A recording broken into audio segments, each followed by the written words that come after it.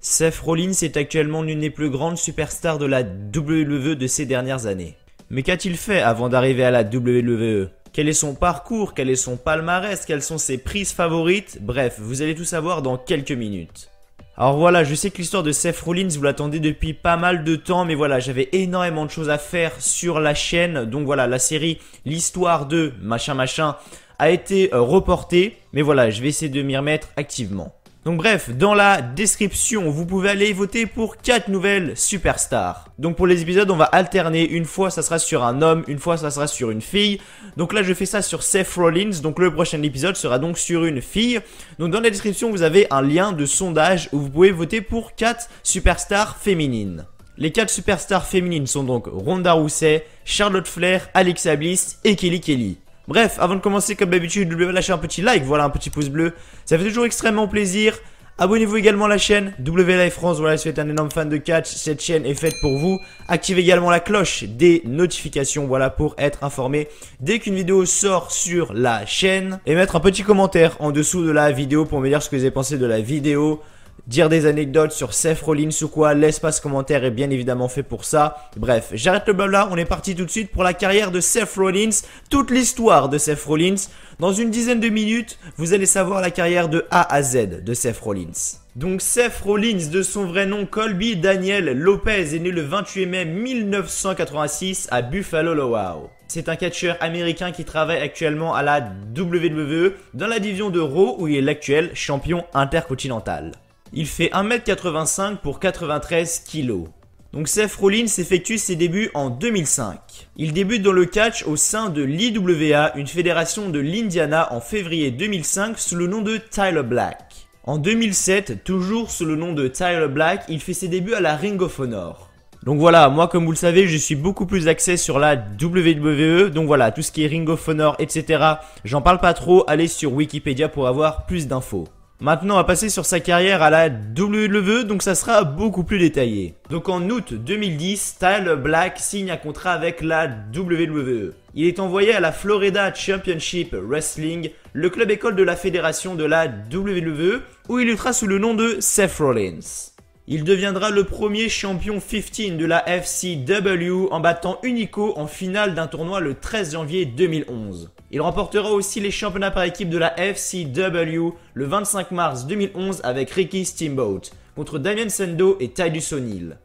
Ils perdront les titres quelques mois plus tard au profit de Calvin Reigns et Biggie Langston, plus connus sous le nom de Biggie actuellement. Le 22 septembre 2011, il perd le FCW 15 Championship au profit de Damien Sandow par disqualification après l'intervention de Dean Ambrose. Il remportera également une fois le championnat poids lourd de la FCW le 23 février 2012 en battant Leo Kruger. Il perdra le titre le 16 juin face à Rick Victor. Il est ensuite envoyé à la NXT, le nouveau club école de la fédération de la WWE, à la suite de la fermeture de la FCW. Donc Seth Rollins fait ses débuts à la NXT le 27 juin 2012 et bat Jiro. Il participe ensuite à un tournoi pour couronner le premier champion de la NXT qu'il gagne le 26 juillet en battant G-Normal en finale. Après avoir défendu son titre contre Michael McGillicuddy, plus connu sur le nom de Curtis Axel actuellement, le 22 août et face à G-Normal le 15 novembre, il perd le titre le 6 décembre contre Biggie Langston dans un no disqualification match. Lors des Survivor Series 2012, des forces de sécurité se révélant être Seth Rollins, Dean Ambrose et Roman Reigns, attaquant Ryback au moment où celui-ci fait le tomber sur John Cena, Seth Rollins donc effectue ses débuts au main roster. La semaine suivante, lors d'une interview, les 3 hommes annoncent que leur groupe se nomme The Shield et combattent l'injustice. Entre-temps, Seth Rollins continue d'apparaître sur NXT où il poursuit sa rivalité avec Corey Graves qui a juré de détruire The Shield. Lors du NXT du 17 avril, il bat Corey Graves dans un Lumberjack match. À Extreme Rules 2013, lui et Roman Reigns battent la Team Hell No dans un Tornado Tag Team match et remportent les WWE Tag Team Championship. Lors du Raw du 14 octobre, ils perdent leur titre face à Cody Rhodes et Goldust. Seth Rollins participe ensuite pour la première fois de sa carrière à un Royal Rumble match lors du Royal Rumble 2014 en entrant en seconde position face à CM Punk. Il éliminera notamment Rey Mysterio avant d'être lui-même éliminé par Roman Reigns. Le 2 juin à Raw, il trahit le Shield et rejoint donc l'autorité et effectue donc un heel turn.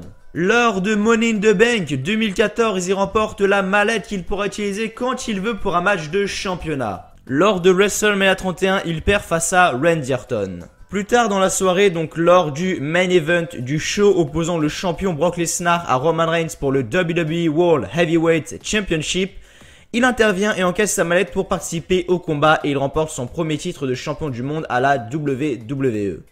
Il bat ensuite John Cena dans un winner takes all match lors de SummerSlam 2015 grâce à une intervention de Jon Stewart en sa faveur lui permettant de conserver son titre et devient pour la première fois de sa carrière champion des États-Unis. Donc à SummerSlam 2015, Seth Rollins était champion de la WWE et champion des États-Unis en même temps. Lors de Night of Champions 2015, il cède le championnat des États-Unis au profit de John Cena, mais il parvient à conserver son titre mondial contre Sting. Le 4 novembre, lors d'un live event en Irlande, il se blesse gravement au genou droit en effectuant un turnbuckless sus and flip au cours de son match contre Kane et la WWE annonce qu'il sera absent entre 6 et 9 mois. Le championnat du monde de la WWE est quant à lui rendu vainquant et Roman Reigns a obtenu la ceinture lors des Survivor Series 2015. Il fait son retour le 22 mai 2016 à Extreme Rules 2016 en portant un pedigree à Roman Reigns alors que celui-ci venait de conserver le WWE World Heavyweight Championship face à AJ Styles. Lors de Money in the Bank 2016, Seth Rollins bat Roman Reigns et remporte pour la seconde fois le WWE World Heavyweight Championship. Quelques minutes après le match, il se fait attaquer par Dean Ambrose qui encaisse sa mallette Money in the Bank qu'il a remporté plus tôt dans la soirée et devient le nouveau WWE World Heavyweight Champion. Ensuite, lors de SummerSlam 2016, il perd son match de championnat face à Finn Balor qui devient par conséquent le tout premier champion universel.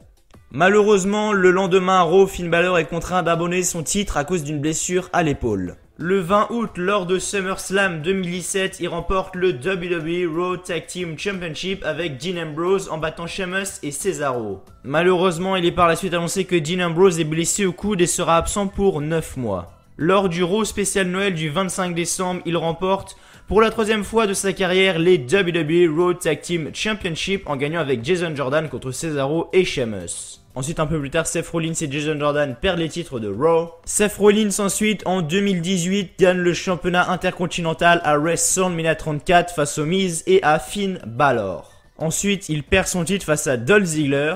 Et lors de SummerSlam 2018, il bat Dolph Ziggler et redevient donc le nouveau champion intercontinental. Ensuite, le 22 octobre 2018, il remporte les titres par équipe de Raw avec Dean Ambrose face à Dolph Ziggler et Drew McIntyre, mais Dean Ambrose effectue son heel turn face à Seth Rollins. Donc Seth Rollins a deux prises favorites, c'est le curb stomp et le high knee.